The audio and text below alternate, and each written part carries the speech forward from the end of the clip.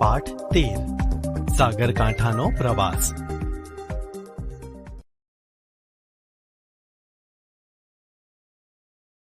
બાળ દોસ્તો, હવે આપણે લેખકના જીવન વિશે પરિચય મેળવીએ. સાગરકાંઠાનો પ્રવાસ એ પ્રવાસનું વર્ણન કરતો પાઠ છે, જેના લેખક છે શ્રી રઘુવીર દલસિંહ ચૌધરી. ગુજરાતી સાહિત્ય જગતમાં તેઓ ઘણા પ્રસિદ્ધ થયા છે. તેમનો જન્મ 5મી ડિસેમ્બર 1938ના રોજ ગાંધીનગર જિલ્લાના બાપુપુરા ગામે થયો હતો. લેખક શ્રી રઘુવીર ચૌધરીને વર્ષ 2016માં અમૃતા નામની નવલકથા માટે ગુજરાતી સાહિત્ય જગતનો સર્વોચ્ચ જ્ઞાનપીઠ એવોર્ડ મળ્યો છે. તેમણે કોલેજ કક્ષાએ વર્ષો સુધી અધ્યયન કાર્ય કર્યું છે. તેઓ આપણા ગુજરાતી સાહિત્યના જાણીતા નવલકથાકાર અને નાટ્યકાર છે. તેમણે કવિતા, ટૂંકી વાર્તા, વિવેચન, નિબંધ વગેરે ક્ષેત્રે યશસ્વી પ્રદાન કર્યું છે. અમૃતા અને ઉપરવાસ કથાત્રયી એ તેમની પુરસ્કૃત થયેલી નવલકથાઓ છે.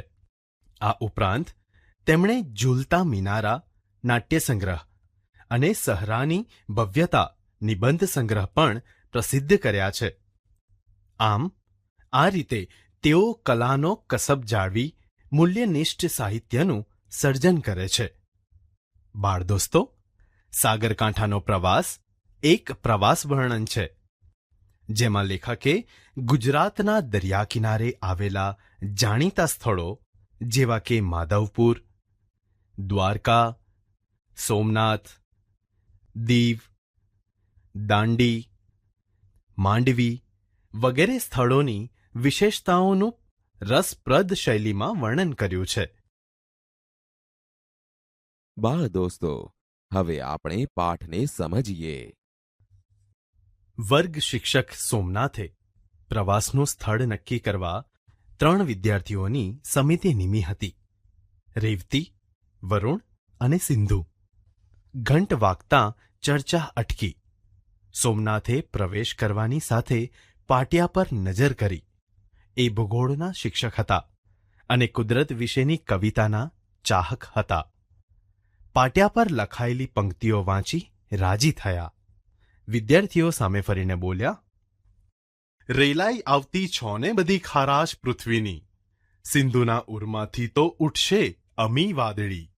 આ પહેલાના તાસમાં ગુજરાતીના શિક્ષકે આ મુક્તક લખ્યું હશે એમ માનીને સોમનાથ ભૂંસવા ગયા. ત્યાં રેવતીએ વિનંતી કરીને બોલી, રહેવા દો સાહેબ, એ સુભાષિત જન્મદિવસની શુભેચ્છા છે. સોમનાથે એમની ડાયરી ખોલી. પોતાના વર્ગના દરેક વિદ્યાર્થીને એના જન્મદિવસે એ શુભેચ્છા આપતા. આજે પોતે કેમ ચૂકી ગયા? આજે તો વર્ગના પ્રતિનિધિ સિંધુનો જ જન્મદિવસ છે. સિંધુને શુભેચ્છા આપી. એ પગે લાગીને ઊભો રહ્યો. રેવતી સિંધુની પાટલી પરથી મીઠાઈનું પડીકું લઈ આવી. સોમનાથે પહેલો ટુકડો લીધો ને બોલ્યા, અરે વાહ, છે સુખડી પણ મોહનથાળ જેવી પોચી. રેવતી વિદ્યાર્થીઓને મીઠાઈ વહેંચતી હતી. એની સાથે પ્રવાસના સ્થળ અંગે સમિતિનો અભિપ્રાય સિંધુએ જાહેર કરતા બોલ્યો, કચ્છનું માંડવી, સૌરાષ્ટ્રનું માધવપુર અને દક્ષિણ ગુજરાતનું તિથલ, આ 3માંથી સાહેબ નક્કી કરે તે. શાબાશ, તમે દરિયા કિનારાના સ્થળ પસંદ કર્યા એ મને ગમ્યું. છેલ્લે આપણે આબુ અંબાજી ગયા હતા. રસ્તામાં મેં તમને એક લેખ વાંચી સંભળાવ્યો હતો. પુણ્યના પર્વત જેવા રવિશંકર મહારાજ એના લેખક હતા. સ્વામી આનંદ? પર્વતની ઊંચાઈ જોનારે સમુદ્રના ઊંડાણ વિશે પણ જાણવું જોઈએ. ગોળમેજી પરિષદમાં ભાગ લેવા ગાંધીજી ઇંગ્લેન્ડ જઈ રહ્યા હતા. ઝવેરચંદ મેઘાણીને ખાતરી હતી કે બાપુ અપમાન વેઠી લેવાની ઉદારતા ધરાવે છે. તેથી એમણે ગાયેલું, સાગર પીનારા અંજલિ નવ ઢોળજો બાપુ. ગાંધીજી દરિયાદિલ હતા. એમણે કદી કોઈને શાપ ન આપ્યો, આશીર્વાદ આપ્યા. એમના હૃદયમાંથી અમી વાદળી ઉઠી. રેવતીએ વરુણ સામે જોઈને સોમનાથ સાંભળે એ રીતે કહ્યું, સાહેબ પ્રવાસનું સ્થળ નક્કી કરવાનું ભૂલી ગયા લાગે છે. સોમનાથે તુરત પીઠ ફેરવી. મુક્તક ભૂંસ્યા વિના પાટિયા પરની બાકીની જગ્યાએ પશ્ચિમ ભારતનો નકશો દોરીને દરિયા કિનારાના સ્થળોના નામ લખવા માંડ્યા. છેક ઉપરના કોટેશ્વર નારાયણ સરોવરથી શરૂઆત કરી. માંડવીના નામ સામે વહાણ ચિતર્યું.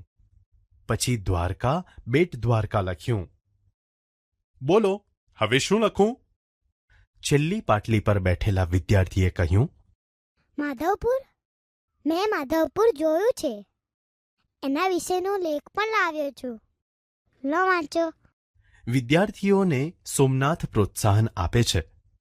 એ બને એટલું જાતે ભણે તો વધુ સારું એવું તે માને છે. તેથી લેખ વાંચવા લાગ્યા. માધવપુર સૌરાષ્ટ્રના સાગરકાંઠાનું વૃંદાવન છે. અહીં સદીએ સદીએ મહાન સંતો આવ્યા છે. અહીં સદીઓ જૂના ઝાડ છે. આંબલી, રાયણ, નારિયેળી બેશુમાર છે. પપૈયા છે. અહીંના પોપટ પણ પપૈયા જેવા તાજા માજા છે. અહીં રૂકમિણી શ્રીકૃષ્ણના લગ્ન દર વર્ષે ઉજવાય છે. ભવનાથ અને તરણેતરની જેમ અહીંનો મેળો જાણીતો છે. અહીં ભાદર, ઓજત અને મધવંતી નદીઓ સમુદ્રને મળે છે. આખા ગેડ વિસ્તારને હરિયાળો અને ફળદ્રુપ રાખે છે. અહીંનો દરિયા કિનારો વિશાળ અને ઉજળો છે. ઘણા પ્રવાસીઓ ચોરવાડ કરતા માધવપુરના દરિયા કિનારાને વધુ પસંદ કરે છે.